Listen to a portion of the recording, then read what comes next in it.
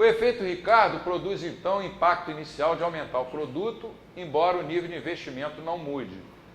Mas produz o fenômeno do capital shallowing, ou encurtamento, ou efeito concertina, em português, efeito sanfona. A concertina é um instrumento musical com fole, parecido com acordeão. Não é um acordeão, é um acordeão mais rude, né, rudimentar, em que quando você abre o fole pressionando um botão, você obtém uma nota musical, e quando fecha o fole, você tem outra nota. É aquele nheco, nheco, nheco, aquele negócio chato. O efeito concertina refere-se, portanto, ao fato de que a poupança forçada incentiva inicialmente métodos de produção roundabout, mas após algum tempo os investimentos acabam sendo realocados para os métodos menos roundabout, fazendo com que a estrutura de capital estique e encolha, tal como uma sanfona. No final das contas, o estoque de capital agregado ou capital fixo diminui. Se fosse possível somar, né, o capital.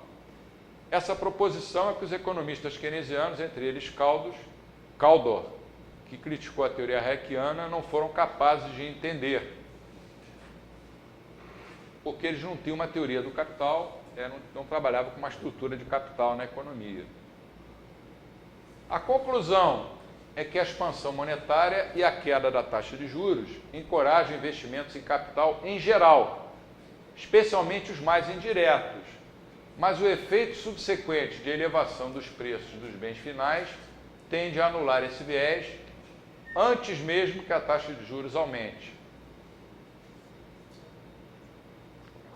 No fim, vem a recessão, mas a facilidade de recursos e a queda dos rendimentos nos estágios de bens finais vão detonar o efeito Ricardo reverso.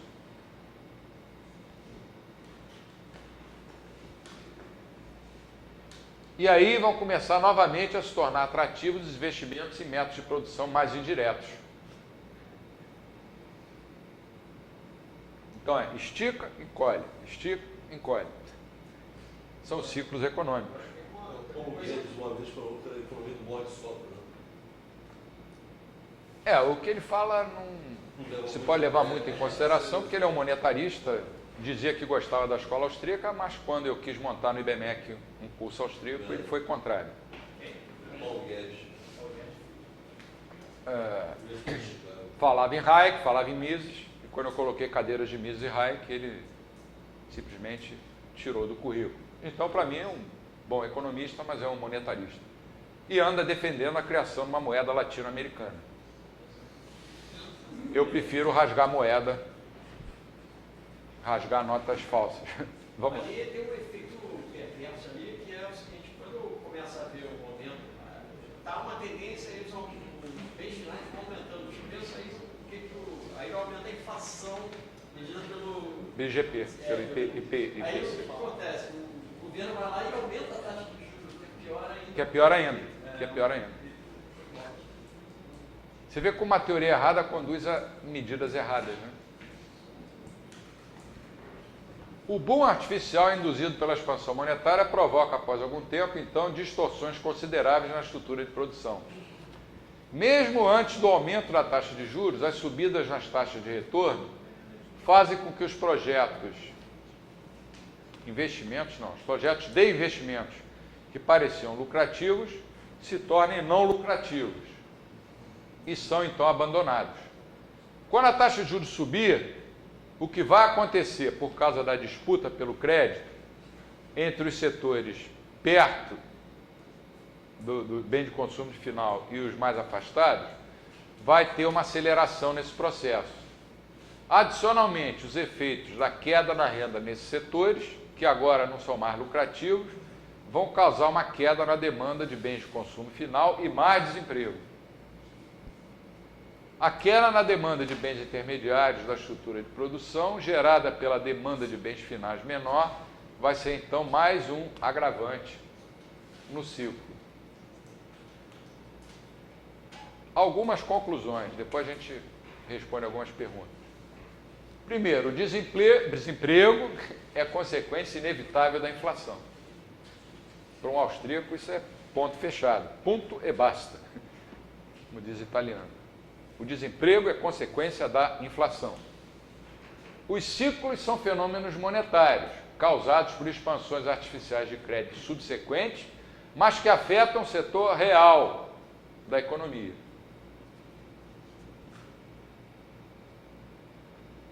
A moeda é uma junta frouxa, como a gente viu numa das aulas.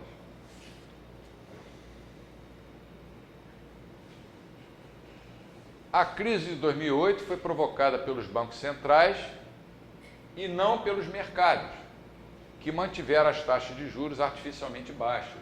Entre 2002 e 2005, mais ou menos, se você fosse seguir a mainstream, tem um negócio lá chamado regra de Taylor, que diz que a taxa de juros deve ficar no nível que depende da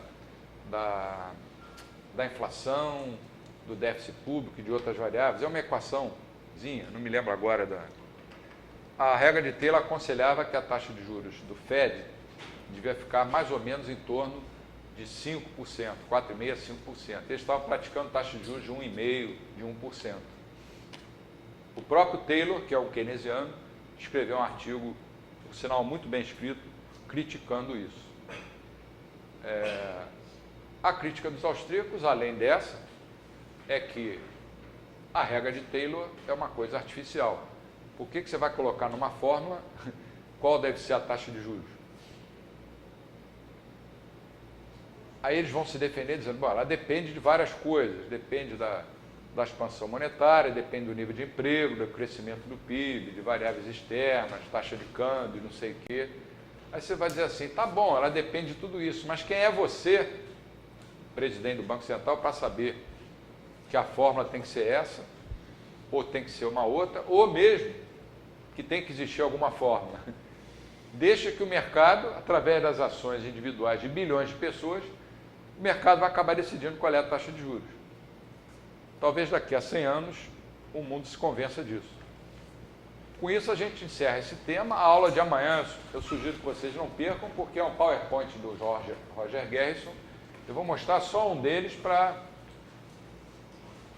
vocês verem como é interessante, como esse cara teve trabalho de montar um negócio. Olha só, olha que loucura.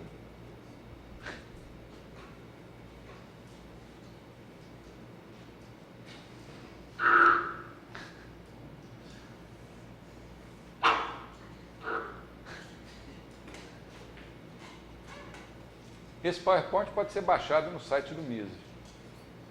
Tem uns gráficos aqui que são sensacionais. Ó, mercado de crédito. Oferta, demanda.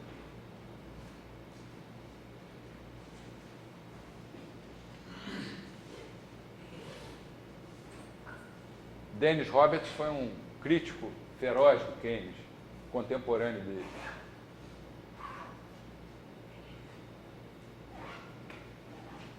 Eu queria achar um gráfico aqui. Olha, veja a curva de poupança se deslocar para a direita.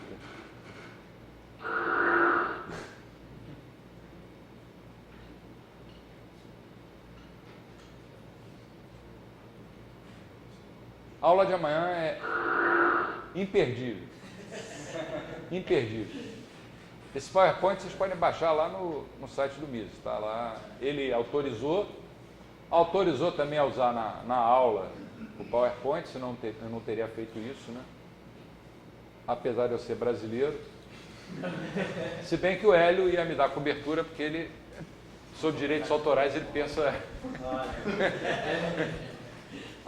Alguma pergunta?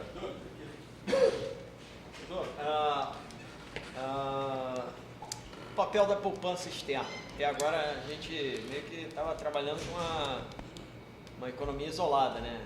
Vamos discutir um pouco como é que entra a poupança externa?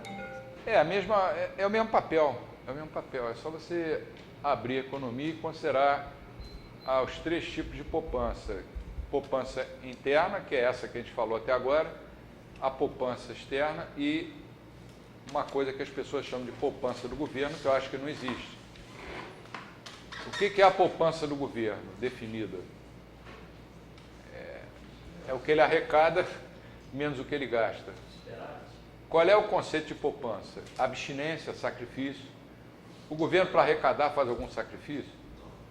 Não. Então não existe poupança do governo. Se o governo gastasse menos do que arrecada, isso não ia durar um ano, porque o pessoal ia dizer, pô, então corta os impostos, para que você está juntando dinheiro? É. Aí ele ia chegar e ia gastar tudo de novo. Nunca vai acontecer, vamos Obviamente, nunca vão fazer isso. Não vão fazer. Mas se você incluir a poupança, se você incluir variáveis externas, poupança, taxa de câmbio, é uma coisa que eu já pensei em fazer até escrever um outro livro. Tem vários artigos espalhados, mas artigos pequenos. Talvez fosse interessante escrever um livro sobre isso. Modernizar essa teoria para você colocar essas variáveis, porque na essência ela não vai mudar. No caso americano, por exemplo, não importa, o governo lá vai baixando a taxa de juros e continua entrando poupança externa lá. Então, eles estão fora dessa. Eles podem fazer uma coisa que é a jabuticaba americana, né? Então, assim, ver com uma taxa de juros baixíssima e ainda assim ter um consumo elevado, porque tudo é coberto pela poupança externa. Agora, quais as consequências a longo prazo disso é que a gente não sabe. Com certeza você vai ter influência sobre a estrutura de produção. Enquanto a China está bem, já não está mais, né, tão bem, e quando começarem a mudar as coisas na China, como é que vai ser? Os Estados Unidos hoje estão vivendo às custas de quê? Países que compram títulos do Tesouro Americano, e o principal é a China, né?